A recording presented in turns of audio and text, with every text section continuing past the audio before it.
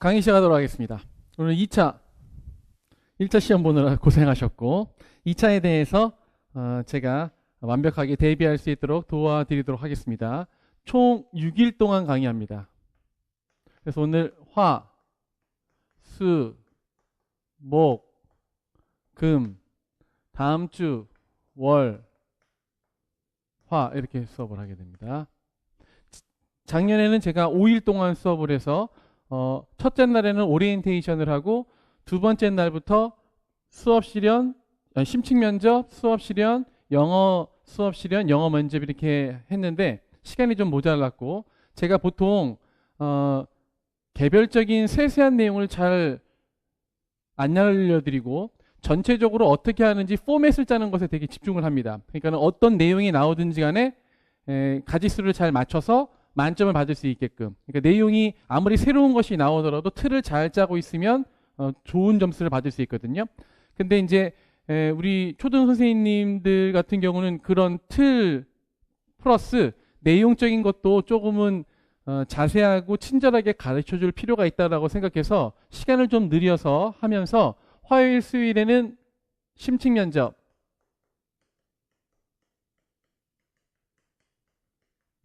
목요일, 금요일에는 수업 실현,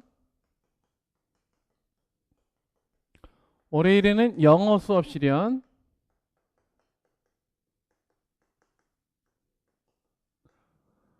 화요일에는 영어 면접 이렇게 가져가려고 합니다. 영어 수업 실현과 영어 면접은 작년의 내용하고 거의 비슷하게 되겠고 새로운 전국 기출문제가 나왔기 때문에 그것에 대한 대비를 하고요. 좀 달라진 점은 작년에는 거의 하루씩 심층 면접과 수업 실현을 했는데 이번에는 이틀에 걸쳐서 하면서 전체적인 틀을 짤 뿐만 아니라 어떤 내용이 나왔을 때 어떻게 대처해야 된다까지 자세하게 설명을 하려고 합니다.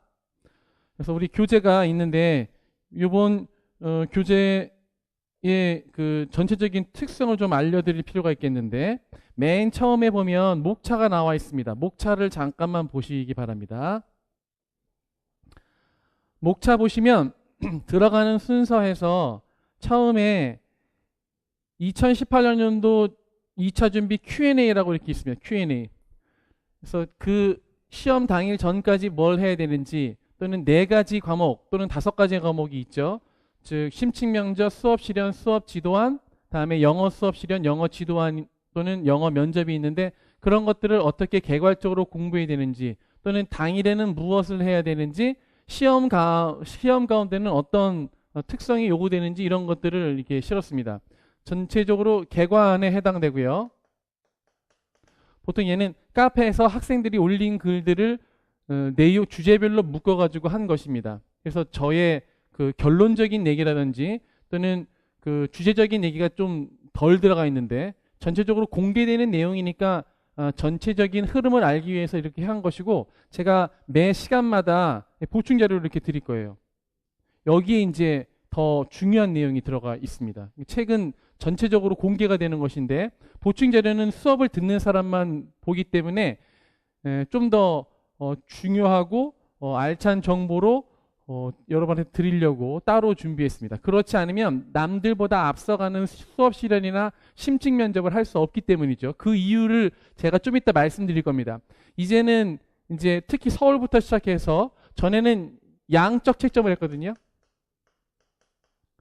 그러니까 심층 면접도 수업 실현도 요소가 다 있기만 하면 또는 심층 면접에서 뭐 5가지 되라 3가지 되라 그 가지수만 되기만 하면 점수를 다 주었는데 작년 평가관으로 들어가셨던 교감 선생님한테 이제 입수한 자료에 의하면 특히 서울 질적인 평가를 해가지고 꼭 이 내용이 들어가지 않으면 아무리 가지수를 많이 채워도 점수를 하나 더 못 줬다. 최저 점수를 줬다. 그런 것이 있습니다. 서울이 특히 엄청나게 변화했고 서울이 변하면 올해는 경기 또는 광역시가 변할 것이고 내년 정도에는 이제 도가 변하겠죠. 그래서 이 질적인 변화에 대비하기 위해서는 다른 사람보다 조금은 앞서가고 다른 사람보다 조금은 색다른 답안 또는 색다른 수업을 해야 되는데 그러기 위해서는 이제 전체적으로 공개된 책에서는 얘기하지 못하는 그런 것들을 제시할 수 있어야겠죠. 그래서 자료를 준비했으니까 여기에 나온 것이 기본입니다. 그리고 여기에는 이제 이런 기본적인 내용뿐만 아니라 기출 문제가 있어요. 이 기출 문제를 어떻게 보느냐가 중요한 거지 기출 문제가 어떻게 나왔냐가 중요한 것이 아닙니다. 그렇죠? 기출 문제는 당연히 기본으로 아는 것이고 이것이 이런 패턴으로 나온다면 다음에는 어떻게 나와야 되고 또는 그것에 대한 대비는 어떻게 되는가가 더 중요하잖아요. 그래서 객관적인 자료는 책이 있고 어떻게 하는지 해석과 방향성, 대비에 대해서는 강의 시간에 보충 자료와 제 말을 통해서 강의 내용을 통해서 하게 된다. 이렇게 좀 알고 계시면 되겠고 그래서 책은 되게 두껍지만 그냥 기본 자료일 뿐이다. 이렇게 기억하셔야겠습니다. 근데 기본도 안 되면서 앞으로 나아갈 수는 없으니까 지금 보면 순서가 지역별 심층 면접이 있고 다음에 지역별 수업 실현 다음에 세 번째가 영어 수업 실현 네 번째가 영어 면접입니다. 전체적으로 흐름이 다른데 두 번째와 세 번째와 네 번째 나오는 수업 실현, 영어 수업 실현, 영어 면접은 2017년 거를 위주로 전부 다 앞에 깔아놓은 다음에 지역별로 2017년을 쭉 이제 해놓고 그 다음에 2016년 문제부터는 각 지역별로 그러니까는 이렇게 2017 전국부터 지역 문제까지 쭉 해놓은 다음에 2016부터는 전국 문제 2016, 2015, 2014 뭐 이렇게 이제 2014는 없으니까 수업 실현에서 그 다음에 서울 문제 2016부터 2009년까지 경기 문제 2016부터 2009년까지 해가지고 이거를 공시적이라고 하죠. 얘를 통시적이라고 합니다. 그러니까 새로운 트렌드가 뭐가 있는지 전체 시도를 살펴보면서 전체적인 흐름을 알게 됩니다. 그런데 이제 내가 특별히 지원한 지역이 있을 거 아니에요? 그 지역의 특색도 알아야 되기 때문에 그것을 위주로 이렇게 배치가 된 거예요. 그런데 수업 실현이나 영어 면접 같은 경우는 이런 패턴이 필요한데 심층 면접은요. 거의 그런 거 필요 없이 전체적인 흐름이 어떻게 변하냐가 되게 중요합니다. 그러니까는 많은 시도에서 비슷한 내용을 따라가기 때문에 얘는 그런 지역별 그런 걸 계산하지 않고 전체적으로 연도 순으로 배열을 했다는 거. 그 이유는 내가 서울에 시험 보는데 뭐 경기 거 볼 필요가 있을까라고 생각을 할 수 있잖아요. 그런데 또는 내가 초등을 공부하는데 중등 거 뭐 혹시 나올까라고 생각할 수 있는데 전혀 그렇지 않습니다. 요번에 이제 교직 논술에서 영교육 과정이 나왔죠? 이거는 보통 우리가 다루지 않을 거라고 생각했던 내용이 나왔는데 중등에서는 이미 이제 예상했던 것이고 이따가 제가 보겠지만 서울의 심층 면접 문제 중에 재작년 중등 문제가 나온 것이 있습니다. 그러니까 교육청 사람들은 다 한통속이에요. 그래서 요건 모르겠지. 왜냐면 중등 공부하는 사람은 초등을 안 하니까 이렇게 생각하고 할 수도 있고 또 이런 것도 있습니다. 서울이 이런 문제를 작년에 냈대. 야 이거 괜찮지 않니? 라고 해서 다른 시도가 따라갑니다. 그러면 서울은 최첨단에만 내냐? 그렇지 않습니다. 혁신교육에 있어서는 경기도가 최고입니다. 제일 먼저 오리지널을 했기 때문에. 그래서 혁신교육에 있어서는 경기도 거 문제가 나오면 서울도 따라합니다. 그래서 서울형 혁신학교가 따로 있거든요. 이렇게 서로 주고받는 관계에 있기 때문에 실증적으로도 그렇고 실제적으로도 그렇고 기출문제를 살펴보면 어디 2016 기출문제가 2015 다른 지역 기출문제였다 이런 것이 많습니다. 서울이 물론 제일 앞서가긴 하고 경기도 물론 앞서가긴 하지만 다른 시도에서 좋은 것들은 서로 많이 받고 예를 들어서 그 대구 같은 경우가 제일 좋은 것은 뭐냐면 인성평가를 되게 심각하게 합니다. 왜냐하면 거기에 자살 사건이 많이 일어났었기 때문에 초등학생들의 그러니까 그런 것들은 서로 교육청에서 서로 본다는 거죠.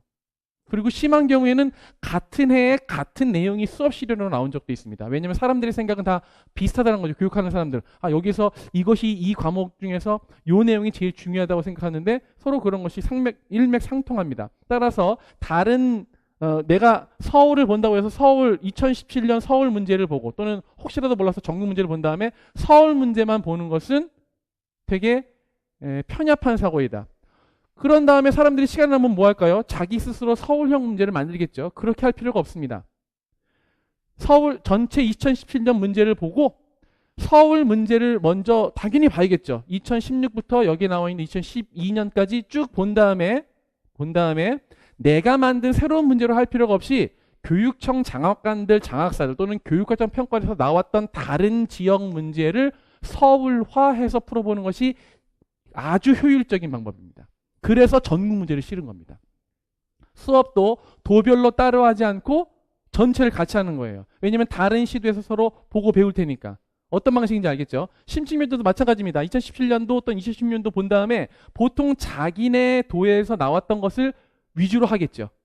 그런 다음에 새로운 문제를 만들지 말고 제가 6년간에 걸쳐서 사람들한테 돈 주고 실제로 수험생한테 돈 주고 샀어요.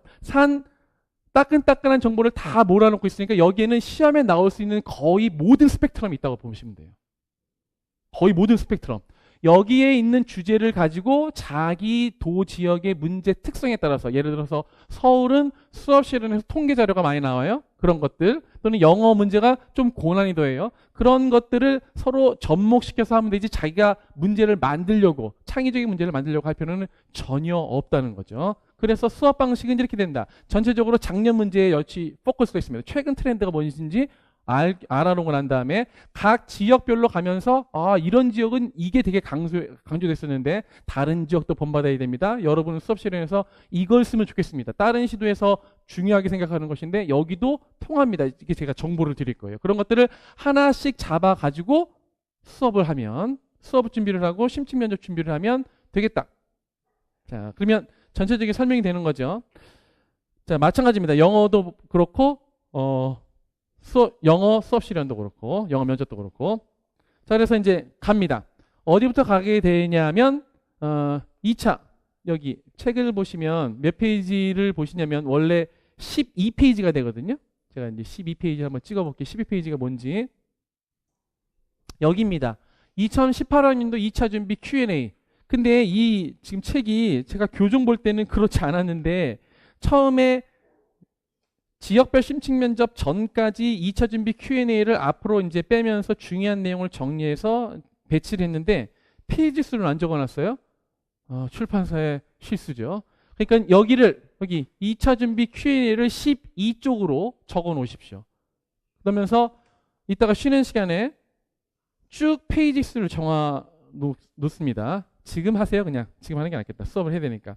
그렇게 해서 맨 끝까지 가게 되면 지역별 심층면접 여기 전 페이지가 나옵니다. 여기 01번 전 페이지가 나오는데 그 전 페이지가 26쪽이 되도록 만들어 놓으십시오. 지금 이거는 이제 출판사 실수, 제 실수는 아니고.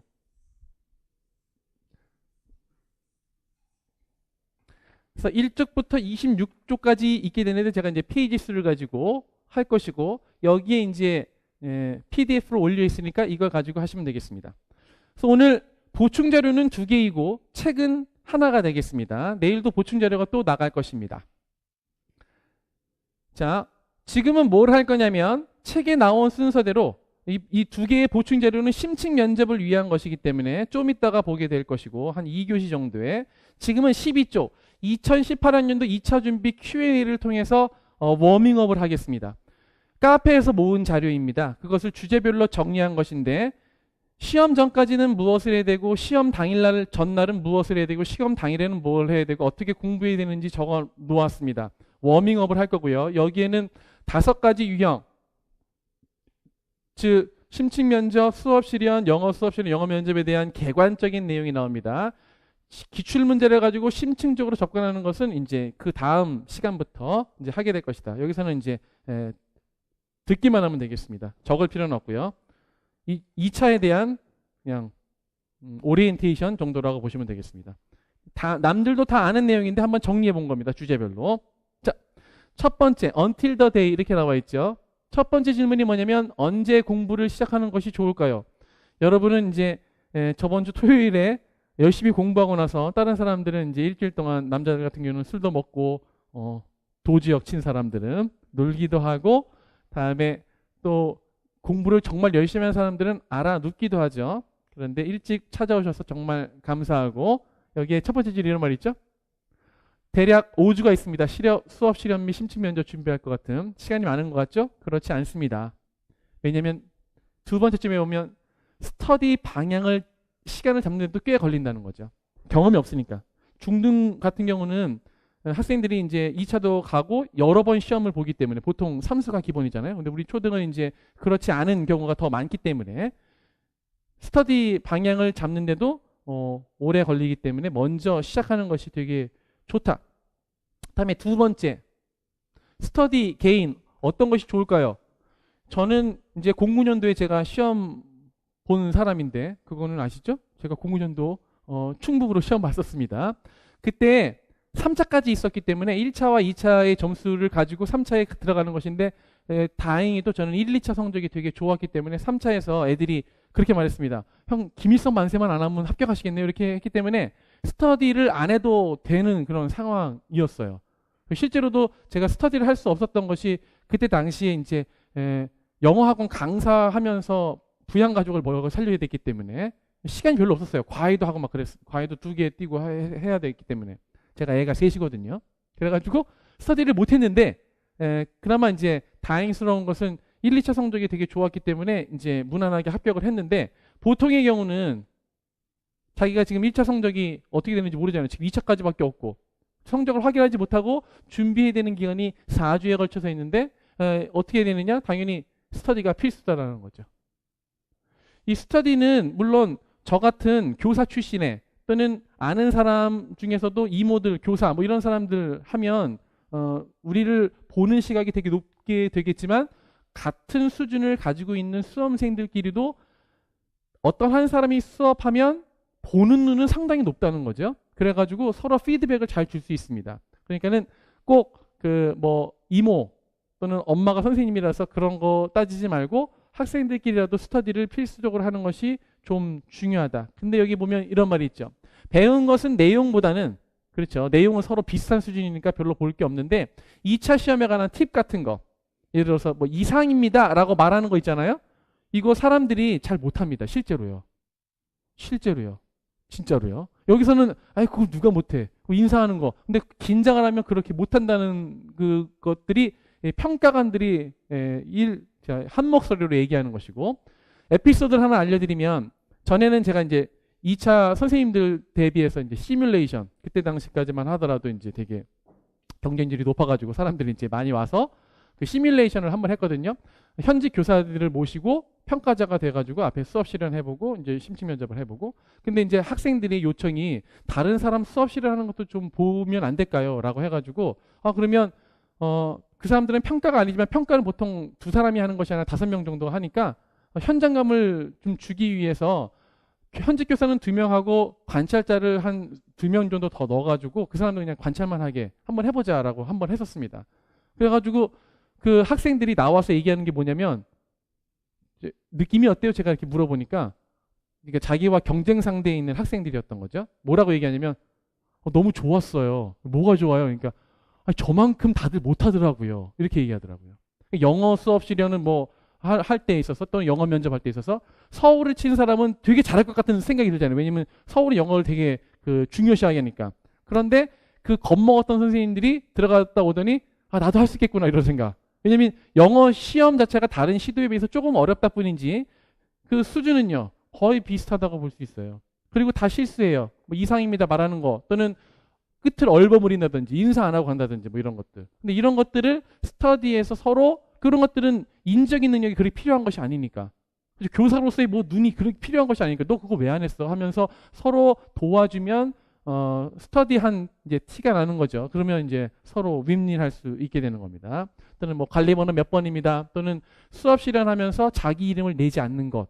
심층 면접하면서 뭐 그런 것들에 대한 정보를 다 알 수 있으니까 한 번이라도 해보는 것과 안 해보는 건 차이가 있기 때문에 꼭 다른 사람 앞에서 해볼 수 있도록. 그러면 스터디 구성은 어떻게 되느냐 이렇게 합니다. 같은 지역 이질 집단으로 구성해라. 그러니까 같은 시도를 보는 사람 이질 집단이라고 보통 할 때는 영어를 좀 잘하는 사람이 있으면 따로 장소를 쉽게 구할 수 있는 학교 조교 같은 사람들 있으면 또는 근로장학생 있으면 따로. 그다음에 이것도 되게 중요합니다. 맨 밑에서 2번째 줄 보면 아는 사람보다는 모르는 사람끼리, 아는 사람끼리 하면 비판을 제대로 못하죠. 그래서 카페를 통해서 모르는 사람끼리 만나서 하는 것도 괜찮습니다. 제가 수업을 하는 지금 2주 동안에는 이 교실이 오전에는 비잖아요. 그러니까 스터디의 용도로 이제 쓸 수 있도록 할 수 있으니까 그런 것을 적극적으로 좀 활용하면 좋겠고. 그렇다. 자, 그러면 구체적으로 스터디는 어떻게 운영이 돼야 되느냐. 다음 페이지입니다. 여러분이 수기로 쓰신 13쪽. 수업 시련은 전반부와 후반부로 나누어서 하는데 전반부는 이틀에 한 번, 후반부는 매일 한다 이렇게 나왔습니다. 전반부 이렇게 나왔죠. 주요 4과목 대상, 국사수가 당연하죠. 근데 여유가 있다면 그 외 과목 해야 되는데 특히 도덕과 통합교과가 저 밑에 있는 부산, 다음에 대구, 다음에 위에 있는 서울이 통합교과가 나온 적이 있습니다. 인천이 도덕이 나온 적이 있습니다. 경기 빼놓고는 이 도덕과 통합교과에 대한 대비를 꼭 해야 됩니다. 서울도 즐거운 생활이 나온 적이 있기 때문에 방심하면 안 됩니다. 물론 좀 오래되긴 했습니다. 7, 8년 전에. 그거까지 생각을 해야 되고 특히 대구, 인천, 부산, 서울은 나온 적이 있기 때문에 이거 플러스 다른 것도 좀 할 필요가 있다. 근데 전반부에는 이틀에 한 번씩 스터디를 하라고 했는데 과목을 통일하되 동일하지 않은 잔원과 차시를 해가지고 서로 다른 내용들을 섭렵할 수 있도록 해야 되겠습니다.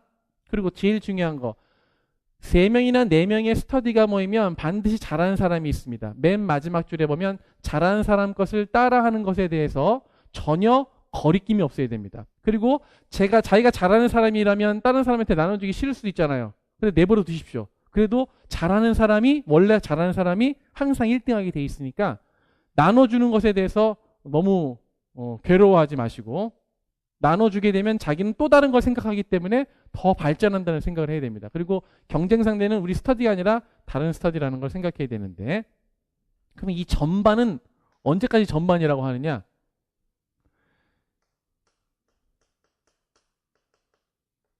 (1차) 결과 발표 전입니다.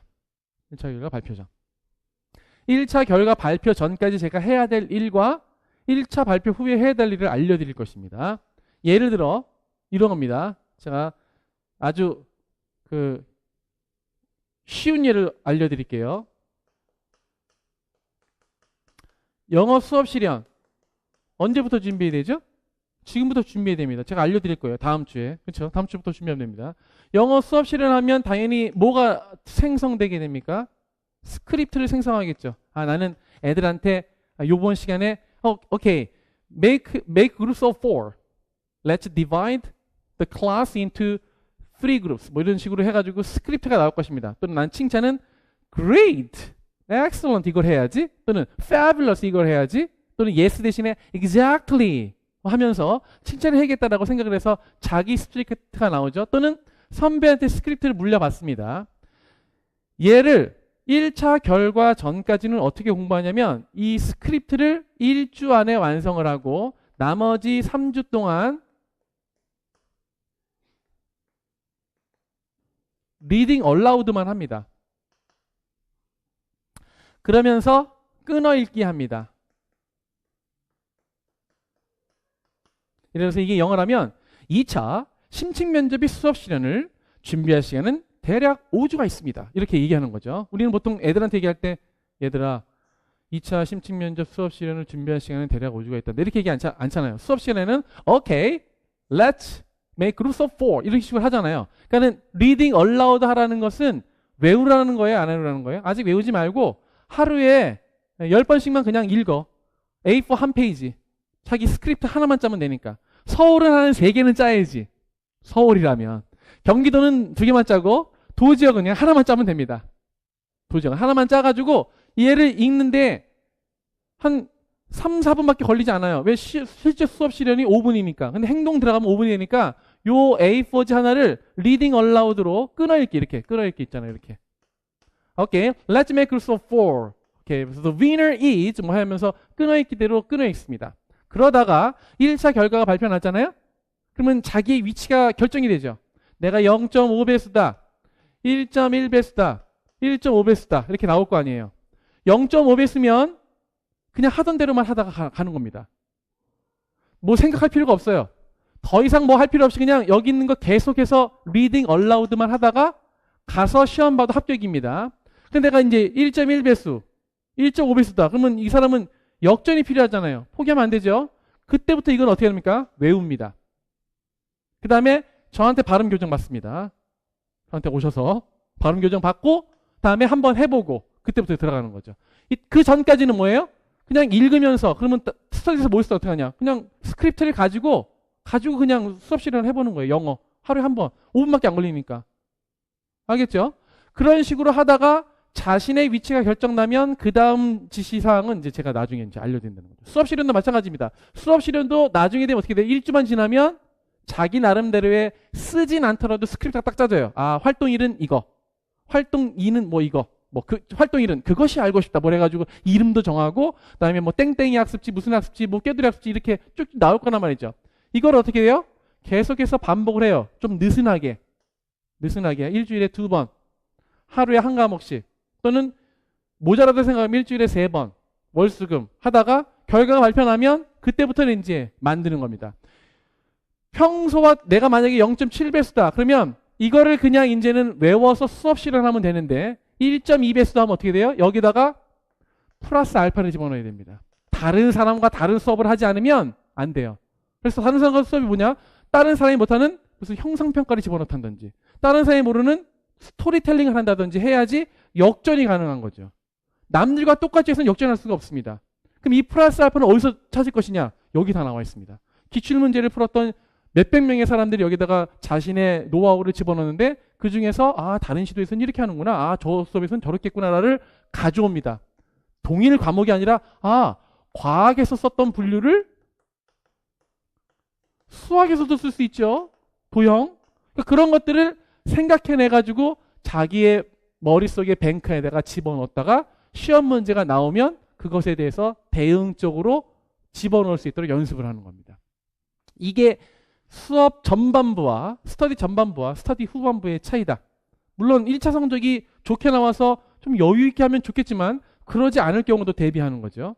그렇죠? 그럼 이럴 수도 있잖아요.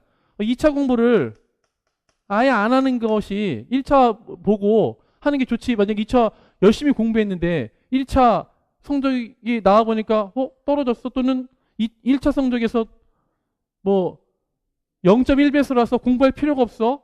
그럼 한 달 동안 놀면 됐는데 왜 내가 공부했지라고 생각할지 모르지만 사람이 어디 걸릴지 모르니까 어떤 사람이 1.1배수에 걸렸는데 2차 준비를 하나도 안 했으면 이 사람은 어떻게 될까요?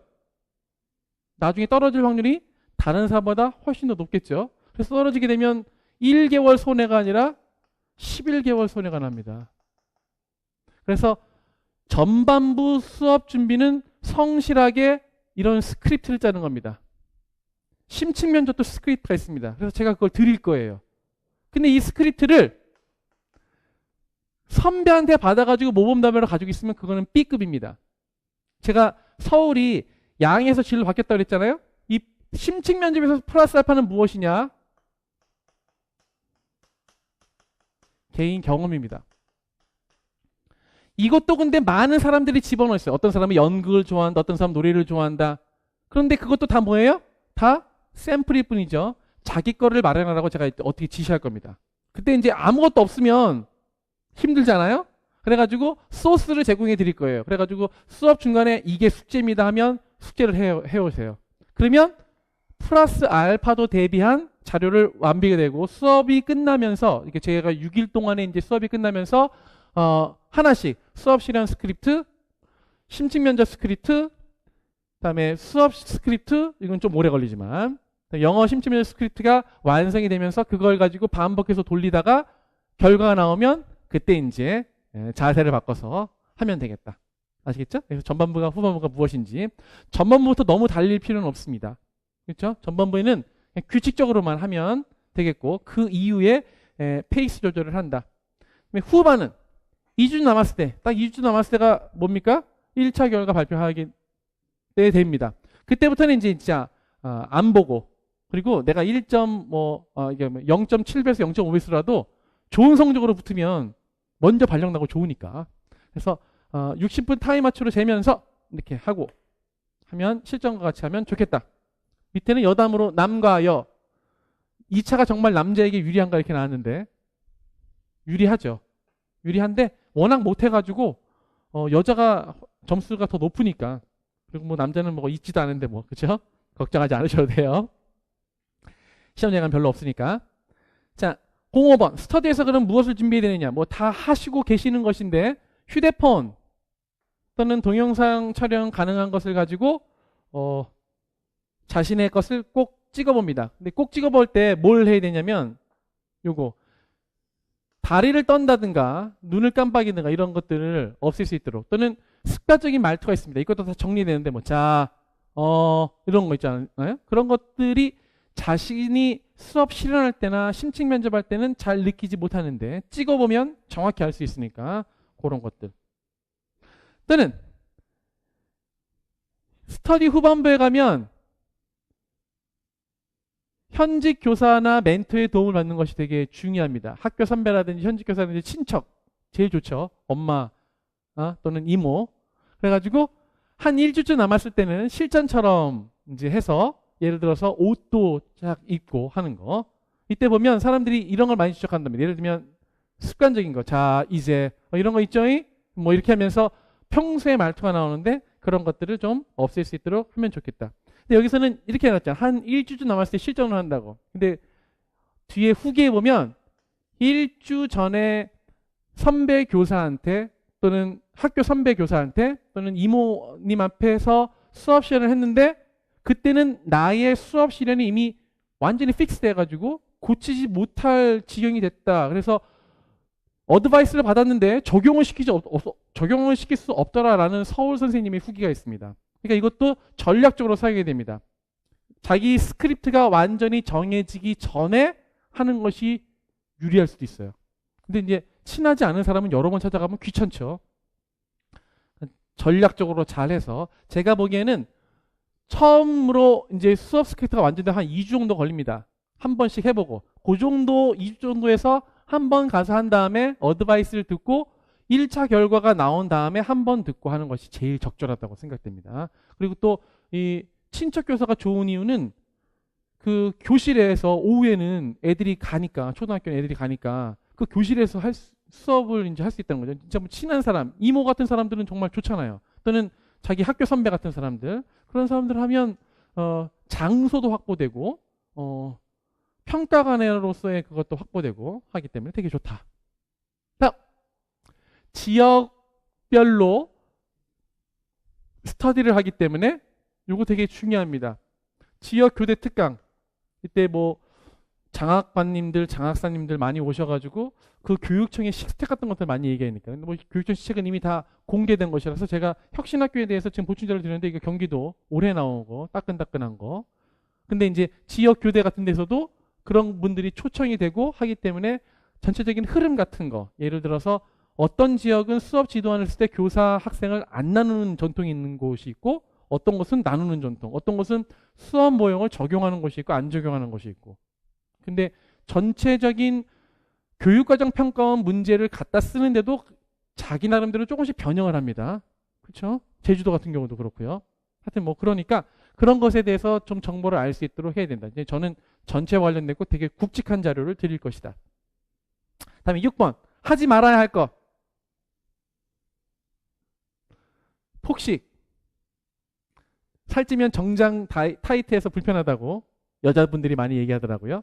그다음에 공부를 너무 많이 하거나 수업 실현 연습을 너무 많이 하거나 너무 처음부터 달리게 되면 감기 걸리고 힘들기 때문에 제가 말씀드렸듯이 처음에는 좀 급하더라도 월수금 3일 정도, 이틀은 좀 너무 심한 것 같고 둘이 할 때는 이틀만 해도 됩니다. 왜냐하면 둘이 하면 계속해서 수업 실현을 돌리고 심층 면접을 돌리니까 자기가 하는 시간이 많아지잖아요. 근데 3명, 4명 정도라면 3일 정도 하면 되겠고 5명 이상 모이면 안 됩니다. 그거는 자기가 해볼 수 있는 기회가 되게 줄어들기 때문에 적절하지 않다.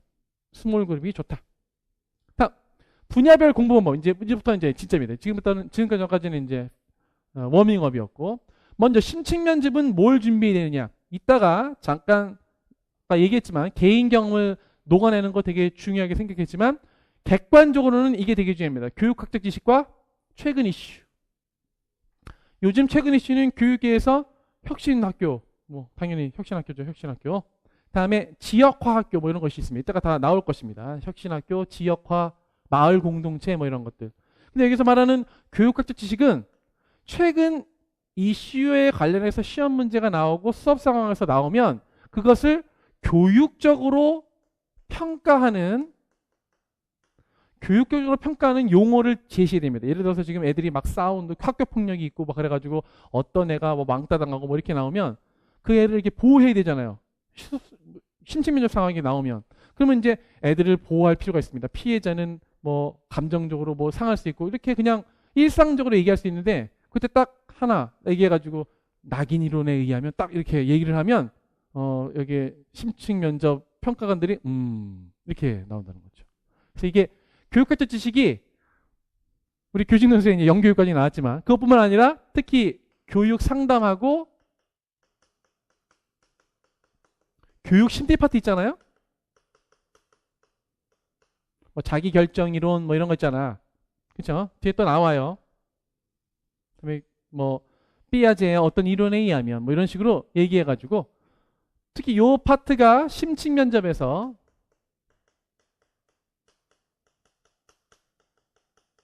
아주 중요한 파트가 됩니다. 또 하나가 있습니다. 지금까지는 필요 없었는데 교육공학 파트.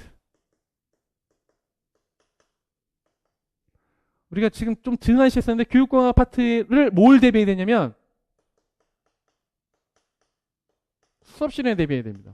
아니, 수업 시간에서 애들한테 뭐 교육공학에 대해서 뭐 얘기하고 그래요? 아니잖아요. 수업 시간 한 다음에 뭐 하죠? 경기, 수업, 나눔합니다. 그다음에 요번에 광주에서 새롭게 나온 게 있죠. 수업, 면접. 그다음에 서울도 1분간 수업자 의도를 얘기하게 되어 있습니다. 그때 교육공학적 지식을 잠깐 언급하면 다른 사람보다 앞서가는 멘트를 할 수 있다는 거죠. 그래서 여기 있는 거 다도 말고 지금 이걸 달달달 외울 필요가 없으니까 여기에서 자기가 좋다고 생각하는 몇 개를 끄집어내십시오. 몇 개를 끄집어내가지고 물론 여기도 몇 개 있지만 몇 개를 끄집어내서 요런 수업이 나오면 내가 요런 멘트를 해야지. 요런 수업 나눔이 있으면 그 수업 나눔 요렇게 내가 얘기해야지 라고 쓰면 좋겠다. 그래서 이 교육학 이론 좀 중요하다. 특히 요 파트 뭐 교육 철학이라든지 교육 역사, 교육사 이런 것들 하지 마시고. 그래서 심층 면접에 대해서는 이게 이제 기본적인 것이고 제가 이따가 어떻게 하면 플러스 알파를 하게 되는지 알려드릴 것입니다. 다음 수업 시간은 아까 말씀드렸던 대로 기본은 국사수가 한번 읽어보시게 되면 되겠고 우리가 이 국사수가를 하면서 결과적으로 알게 되는 것은 무엇이냐. 다음 페이지에 보시면 15페이지에 4번을 보십시오. 2주 정도 걸린다고 그랬죠. 2주. 스크립트가 나오기까지. 2주 정도 각 과목마다 돌아가면서 하다 보면 그 과목에 대해서 별표 구조화가 됩니다. 첫 번째는 그것이 알고 싶다. 뭐 하고 뭐 맨 끝에는 뭐 하고 역할놀이를 해봅시다. 뭐 이렇게 자기 나름대로 틀이 짜여져요. 그 틀은 자기가 지금 생각할 필요도 없고 뒤에 엄청나게 많은 수의 선배들의 수업 지도안이 있습니다. 실제로 실현했던 내용. 그 내용을 보게 되면 활동 이름은 이렇게 하고 학습지 이름은 이렇게 하고 소리 볼륨판은 이렇게 하고 그 순회 지도는 이렇게 하고 다문화 지도는 이렇게 하고 이렇게 나올 것입니다. 그 요소들을 집어넣어서 구조화를 시키면 되는데 그것이 2주 정도 걸린다. 이것도 다른 사람한테 샘플을 받을 필요는 없습니다. 왜냐하면 샘플을 받아봤자 자기 것이 아니기 때문에 외워지지가 않아요. 자기가 만들어야 돼요. 그것을 참고해서 모델링 해가지고. 자, 기본적으로 얘기하는 수업 기술의 팁을 알려드리겠습니다. 물론 실제적인 수업 실현 스크립트를 보고 제가 개별적으로 알려드리겠지만 일반적인 내용입니다. 다 중요한데 가장 중요하게 알아야 되는 것 3번 보십시오. 동기유발 자료로 동영상 자료보다는 실물, 게임, 마술 등 가급적 학생이 활동할 수 있는 것으로 다양하게 흥미를 유발하는 자료를 사용한다 이렇게 나왔습니다. 이상적인 내용인데 실행은 좀 어렵습니다. 왜냐하면 저의 그 동기 중에 하나도 마술 동아리였기 때문에 카드를 가져가가지고 마술을 보여주려고 했는데 다 제지당했다고 합니다. 그러니까는 그거는 좀 힘든 것이고 실물을 가지고 있다고 생각하고 아이들한테 수업 실현하는 것까지는 되게 좋습니다. 왜냐하면 모두가 동영상 자료를 볼 것이니까요. 차별화가 될 필요가 있습니다. 모두가 할 것이니까. 그런데 자기가 임기응변 능력이 떨어진다? 그러면 동영상 자료를 보는 것이 가장 안전합니다. 자기의 성향을 잘 봐야 돼요. 어떤 사람은 되게 드라마틱한 사람이 있습니다. 제가 좀 그렇게 보이지 않아요? 제가 평소에는 말이 되게 없습니다. 말 하나도 안 해요. 집에 가서도. 하나도 안 하는데 수업이면 되면 약간 흥분하고 긴장하면서 이제 흥분하거든요. 그래서 제가 심층 면접을 잘할 것 같아요? 수업 실은 잘할 것 같아요? 저 수업 실은 좀 더 잘한다고 저는 스스로 생각합니다. 보통 적극적이고 액티브한 사람이 수업 실은 잘하는데 그런 필로 심층 면접을 하면 점수가 약간 깎입니다. 근데 좀 차분한 사람 있잖아요. 그런 사람은 평소대로 심층 면접하면 좋은 점수가 나오는데 차분하게 수업하면 안 좋은 경우가 많죠. 특히 영어 수업 같은 경우는. 그래서 그거를 밸런스 잘 유지되면 딱 성격만 딱 한 사람이 딱 수업 실은 해보고 심층 면접해보고 딱 한 번만 해보면 아 선생님은 이걸 잘하는군요. 이걸 잘하는군요. 딱 나옵니다. 딱 그냥 저는 눈에 다 보이니까 많이 해왔고 평가를 많이 해왔으니까. 그러니까 그거를 자기 나름대로 그 스팬을 좀 이렇게 어떻게 돼요? 벌릴 수 있어야 돼요. 양극단으로. 내가 수업 실행할 때는 방방 뜨고 심층 면접은 좀 차분하게. 그것이 될 수 있도록 해야겠다. 자, 7번 중요합니다. 7번. 경어를 사용하시고 군더더기 언어를 사용하지 않는다. 군더더기 언어란 무엇이냐? 다음 페이지를 넘겨보십시오. 다음 페이지에 보시면 박스 두 번째에 교사의 습관적인 말에 유의하자 이런 말 하죠? 자, 여러분. 자, 그러면 그런데 자자를 계속 얘기하는 사람이 있습니다. 그런 것들 반드시 없애야겠다. 다음에 박원 읽어보세요. 합주가 있거든요. 그래요, 이래요. 이렇게 하면 안 됩니다. 특히 자기가 되게 귀엽게 생겼다고 하는 사람들은 요자를 계속해서 얘기하면 별로 안 좋습니다. 그때는 어떻게 돼요? 다나 까를 좀 집어넣어야 됩니다. 뭐뭐 했어요? 그렇지 않습니까? 이렇게 집어넣어야지 조금 자신이 귀여운 맛이 사라지면서 장악력이 있다고 생각되는 거예요. 근데 남자 같은 경우는요. 이렇게 하십시오. 이렇게 하면 안 되고 그랬어요? 이렇게 한 번씩 쳐줘야지 이게 중화가 되는 거죠. 그러니까 자기 스타일에 따라서 자기가 좀 나이가 좀 있고 남자다 그러면 요를 집어넣고 자기가 아주 귀엽게 생긴 여학생이다. 다음에 지금 파릇파릇하다 하면 의식적으로 다나 까를 집어넣어야겠다. 다음에 이런 거 절대로 안 좋습니다. 이거야. 모두 알았죠? 이거는 이해가 가죠? 이렇게 하는 것은 학생에게 강요하는 것입니다. 얘기한 다음에 이게 되겠어 안 되겠어 하면 안 돼요 다 얘기하죠. 안 될 때 선생님이 그런 말투를 쓰거든요. 그런 거 하지 않도록 하시고 이런 거 어떻게 그런가요 안 그런가요? 진행 질문은 교사의 의도를 알아달라고 재촉하는 말로 자제해야 된다. 근데 제가 실제로 수업 실현하는 걸 나중에 보여드릴 것입니다. 제가 수업 실현하는 거 동영상으로 보여드릴 건데 제가 이런 말 안 할까요? 합니다. 완전히 빠지기는 힘들어요. 그런데 너무 자주 하는 사람은 티가 딱 나게 돼 있어요. 그런 것들은 좀 없앨 수 있도록. 그러니까 몇 번 하는 것은 상관이 없는데 그거를 너무 만발하는 사람들은 안 된다. 다시 전 페이지로 넘어가서 수업 기술의 팁 8번입니다. 8번. 학생들을 발표시킬 때 저기 뒤에는 영수 이렇게 해야 됩니다. 너 해봐. 너 이게 안 됩니다. 이거 손가락질 하지 말고 영수 해보세요. 그다음에 이렇게 딱 정사하고 영수의 생각을 받아서 다른 의견을 제시해 볼 사람 있나요? 그러면 해보세요. 뭐 이렇게 손으로. 다음 10번 질문 발문과 관련된 것입니다. 짧고 명료하게 하며 되게 중요합니다. One at a time. 한 번에 한 가지만. 다음 12번입니다. 학습 과정 중 학습 문제를 짚어준다. 이게 무슨 말이에요? 원래 학습 초기에 학습 목표 제시를 하잖아요. 또는 배움 목표를 학생들로부터 끌어냅니다. 그런데 그것을 맨 끝에 언제 정리를 하죠? 학습 정리 때. 수업 목표를 달성했는지 정리할 거 아니에요. 근데 그거는 모든 사람이 하는 거니까 중간에 한번 짚어주십시오. 자, 근데 우리가 지금 뭘 위해서 이렇게 하는 거였죠? 라고 얘기하면서 아이들이 학습 목표를 상기하는 것을 한번 보여준다. 이거 되게 중요합니다. 다음 13번. 수업 중 교사는 항상 웃음을 띠거나 상황에 따라 심술궂은 표정, 놀라는 표정, 연극배우가 된 것 같은. 요게 뭐와 연결되냐면 수업 장악력과 연결됩니다. 제가 아까 귀여운 여자 선생님 예를 들었는데 귀여우면 보기에는 좋은데 나중에 평가관들이 평가를 할 때 수업은 못하겠네 라는 생각이 듭니다. 조용히 해도 이 말에 이 포스가 느껴지는 사람들은 수업이 장악된다고 생각하는 거예요. 어린 선생님일수록 초등학교 5학년, 6학년에 맡을 확률이 되게 높기 때문에 이걸 되게 중요하게 시작해 봅니다. 그러니까 뭐 예쁘게 차려입고 귀엽게 여러분 안녕하세요 막 하면 보기에는 이렇게 좋다가 나중에 평가관이 점수를 쓸 때 근데 애들 잡기는 힘들겠어 라고 생각합니다. 그래서 실제로 막 귀엽고 막 하는 사람이 점수를 많이 받을 것 같잖아요. 실제로 그렇지 않습니다. 선생님들이 되게 정확해서 서울에서도 되게 차분한 선생님이 만점 받은 경우도 되게 많이 봤어요. 그래서 전 선생님은 수업할 때 좀 힘이 없다라고까지 느껴질 정도로 좀 그랬거든요. 나이도 많으신 여자 선생님이셨는데 나이도 많은데다가 좀 이렇게 조용조용 그랬어요. 뭐 안경 이렇게 하면서 그랬군요. 이렇게 하는데 수업 어떻게 받았어요? 근데 거의 만점에 가깝게 받았더라고요. 그러니까는 다 알아요.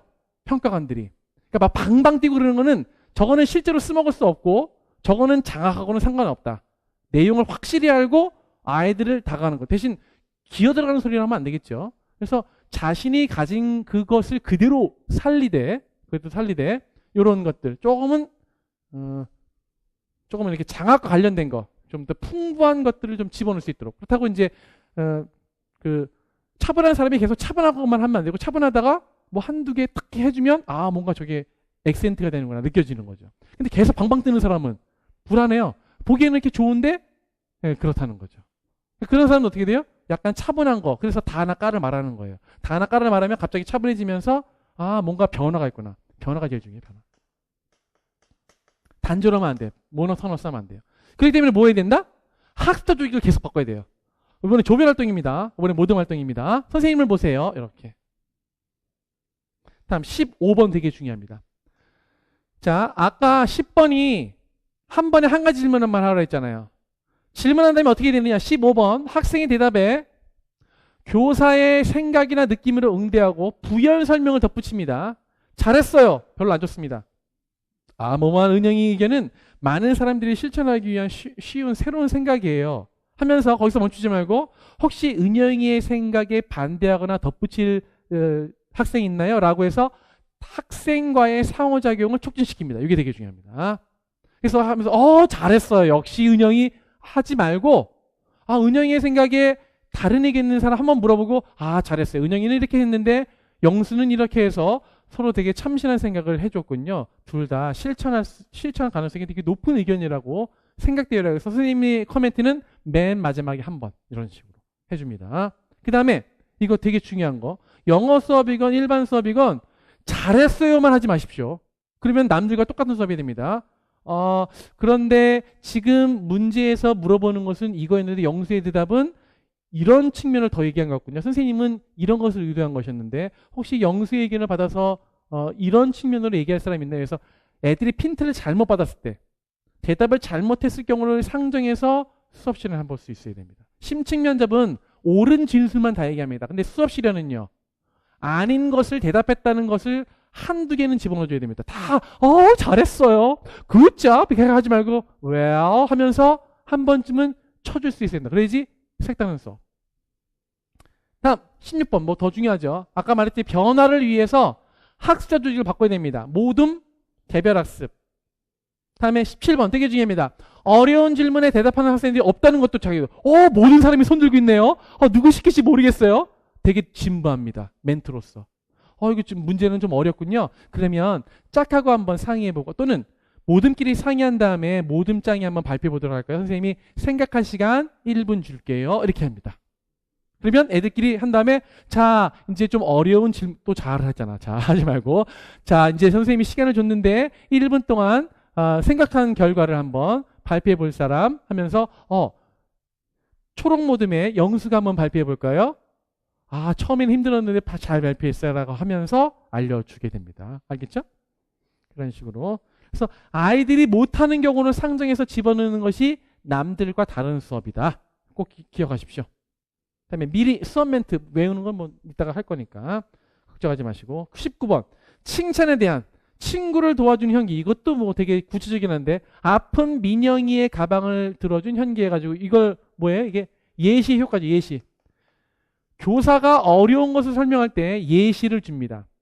저번에 2012년인가 매체에 대해서 서울 수업실에 있었습니다. 매체란 무엇이죠? 사람과 사람 사이의 정보를 전달해주는 수단이에요. 이렇게 얘기하면 빵점. 왜요? 아이들은 추상적 진술을 좋아하지 않습니다. 그래서 여러분 수업 시간에 제가 지금 뭘 쓰고 있죠? 맞아요. 캠코더. 이런 것과 같이 또는 신문과 같이 예시적 정의를 해야 되죠. 다른 사람들이 서로 정보를 주고받을 수 있도록 해주는 것이 바로 매체예요. 라고 해야지 초등학교 선생님이지. 추상적으로 진술하면 절대 안 되겠습니다. 그러니까 모든 것을 구체화. 그러면 뭐가 필요하다? 예시. 그다음에 22번 제일 중요합니다. 동기 유발과 전개에 너무 많은 시간을 할애하지 마라. 이거 왜 중요하냐면 아까 남들과 색다른 동기 유발하면 좋다고 그랬죠. 그래서 보통 사람들이 스토리텔링 하려고 되게 힘씁니다. 다음에 뭔가 실물을 가지고 뭔가를 하려고 하는데 수업은 동기 유발을 위해서 있는 것이 아니라 동기 유발은 수업을 위해서 있는 것입니다. 따라서 학습 목표를 달성하기 위해서 30초 정도만 해야 되는데 마술 막 하다 보면 2분, 3분 하다 보면 머리가 너무 큰 수업이 됩니다. 머리가 큰 수업은 뭐가 안 좋냐면 특히 교직 논술에서도 서론의 분량이 정해져 있잖아요. 여기에 막 500자, 600자 쓰면 안 됩니다. 제가 그랬었어요. 제가 한 번도 써보지 않고 그 교직 논술 쓰러가지고 그때 교육학 논술이었는데 한 페이지 3분의 2를 서론을 써버린 거예요. 쓰다 보니까. 왜냐면 저는 보통 되게 길게 쓰는 그 습관이 들어있어요. 만연체. 그래가지고 아차 싶어가지고 이거 다 지워야 되나 하다가 못 지웠습니다. 그래가지고 그때 20점 만점 몇 점 받았냐면 15.34점. 너무 괴로운 점수 받았죠. 근데 걱정하지 마세요. 제가 수석을 했으니까 교육과정에서 다 만회를 해서 지금 여기에 있는 거잖아요. 근데 머리가 크면 절대 안 됩니다. 이거는 심층면접 마찬가지입니다. 심층면접에서 뭔가 자기가 준비한 멘트를 막 얘기한 다음에 본론에서 얘기하면 그러면 안 됩니다. 앞에 멘트는 딱 한 문장으로 딱 뜨고 들어가야 된단 말이죠. 그래서 보통 머리가 좋은 선생님들이 스토리텔링을 잘하는데요. 스토리텔링을 할 때 30초를 절대 넘기지 마라. 앞에 부분에 스토리텔링 할 때. 근데 만약에 스토리텔링을 30초 내에 할 수 있다면 그것보다 좋은 수업은 없습니다. 제가 전에 그 청주교대 남자 선생님 한 분 있었는데 재수를 하신 분이었는데 모든 수업을 스토리텔링 하더라고요. 그러니까 머리가 되게 비상한 거예요. 뭐가 나와도 다 스토리텔링이 진짜 가능해요. 제가 하나씩 해서 이 수업 하는 거면 이 수업을 한 5분 반에 딱 본 다음에 앞에 스토리텔링을 다 이끌어가는 거예요. 그 수업 전반에 다 걸쳐서. 앞에만 얘기하는 것이 아니라 자 그러면 여기에 산신령이 와가지고 뭐 이렇게 하는데 수학 수업도 그렇게 하고 사회 수업도 그렇게 하고 와 정말 대단하다는 생각이 들었습니다. 물론 2차 엄청나게 좋은 점수를 받았죠. 근데 그런 사람은 그리 많지 않습니다. 그러니까 자기의 분량에 맞게 하는 것이 필요하다. 다음 뒤에 보면 이렇게 교사에 대한 발문이 중요한데 좋은 발문과 나쁜 발문을 구분해 놨습니다. 먼저 주의를 끌면서 발문한다. 1번 발문에 대한 예고, 학생의 궁극주의와 주의 집중. 이게 이제 장악력인 거죠. 처음에 이거는 무엇일까 하지 말고 자 여기 선생님이 준비한 질문 한번 볼까요? 자 스크린에 집중하면서 텔레비전에 딱 보게 하고 하면서 한번 보여준 다음에 질문 답한 다음에 자 그러면 여기서 선생님이 긴급 질문을 한번 해보겠어요 라고 하면서 뭔가 전환이 있고 이런 수업이 있어야 된다. 다음에 발문의 처리 단계를 내라. 별표입니다. 얘 발문한 다음에 맞았어요. 그러면 두 번째 문제 영수 맞았어요. 이런 식으로 하면 안 됩니다. 발문을 한 다음에 선생님 반응을 보여주고 재발문하고 요약 설명하고 만약 영수가 말했으면 영수가 그렇게 말했을 때는 영수의 생각은 이거라는 건가요? 라고 해서 그렇군요. 그럼 영수의 생각에 대해서 다른 사람 이렇게 연결해 줘야 됩니다. 개인 지적 발문한 다음에 다른 학생 지적 발문하고 두 학생의 반응에 대해서 비교해 주고 이런 단계적인 접근이 필요하다. 또는 4번 발문에 대해 반응할 수 있도록 유도하라. 발문의 단계 낮추기. 힌트나 참고하기. 너무 어려운 것 같은데 교과서 15쪽의 그림을 보면 그 힌트가 있어요. 교과서 사용하는 것은 아주 좋은 것입니다. 알겠죠? 다음에 영어에서도요.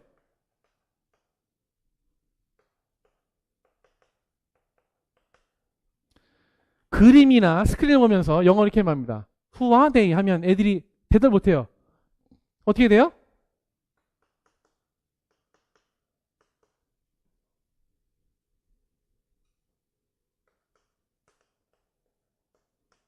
어떤 것이 더 쉽습니까? 이게 더 쉽죠. 왜요? yes, no로 답하면 되니까. 단계적 발문. 나중에 이제 영어 수업 시간 때 알려드릴 거예요. 이걸 단계적 발문이라고 하는 거예요. 처음에 했을 때 어려웠다? 그러면 어떻게 그 다음에 쳐야 되는지 그런 것들을 생각할 수 있어야겠다. 다음에 밑에는 그것과 대비해서 나쁜 발문 유형이 나옵니다. 이건 절대로 하지 말아야 되는 거. 특히 제일 중요한 것이 4번입니다. 이것이 뭐죠? 네, 그래요. 이거는요. 해가지고 자기가 발문을 하고 자기가 답하는 거. 절대 안 된다. 애들한테 발문할 기회. 애들이 뭐 어려우면 어떻게 된다? 힌트를 줘라. 실마리를 제공해라. 다음. 교사의 습관적인 말 얘기했고, 그 밑에 박스를 보면 수신호를 활용한 의견 제시 방법. 그래서 뭐 이렇게 제 생각은 뭐뭐라는 생각입니다. 손든 친구 뭐 이렇게 해가지고 얘기할 수 있어야 된다. 다음. 수업 중 산만한 학생을 다루는 방법. 이거는 서울 기출 문제였습니다. 서울 기출에서 수업 시간 때 이런 것이 있습니다. 국어 시간인데 영수가 선생님 이번 체육 시간에 뭐 할 거예요? 라고 돌발 질문을 하는 학생을 컨트롤하는 상황을 이제 전개하세요. 이런 시험이 나왔었습니다. 그럼 어떻게 돼요? 여러 가지 방법이 있는데 가장 좋은 방법은 수업 이외에 다른 말을 하지 마세요. 앉으세요. 이렇게 해야 됩니다. 제지라는 것도 되게 중요합니다. 근데 어떤 또 좋은 요소 하는 사람이 우리 영수가 체육 시간에 나가서 축구할 생각이 지금 들떠 있구나. 근데 이번 시간에 공부 제대로 안 하면 체육 시간 없애버릴 거예요. 이렇게 경고성으로 발언하는 것도 사람 교감 선생님들이 되게 웃었다고 하더라고요. 근데 원래 그러면 안 됩니다. 이거를 보상으로 해가지고 체육 시간이 보장되지 않으면 그건 절대로 안 되는 건데 귀엽게 봐주긴 한 거죠. 여러 가지 방법이 있다. 근데 이제 수업 중 산만한 학생을 갈 때는 선생님은 영수가 조용히 하면 바라면 좀 좋겠어요. 해서 가족적으로 꾸중. 야 영수 너 뭐 하는 거야? 라고 하지 말고 선생님은 뭐뭐가 조용히 하면 바르게 좋겠어. 이걸 뭐라고 그러죠? 전문용어로 아이메시지라고 합니다. 어디 나와요? 도덕에 나오잖아. 근데 심층면접에도 꼭 나올 거예요. 아이메시지. 나는 너가 뭐뭐 해줬으면 좋겠어. 비폭력 대화. 자, 선생님은 민수의 바른 자세가 늘 보기 좋았어요. 칭찬. 수업을 방해할 정도로 심각하다면 영희는 2분 동안 자리에서 일어나서 공부하세요. 라고 주의를 주는 것도 가능하다는 거. 교사는 항상 웃기만 할 수는 없습니다. 이런 거 정도만 알면 되겠다. 자, 잠깐 쉬었다가 17쪽 03 교사수 가정안 보도록 하겠습니다.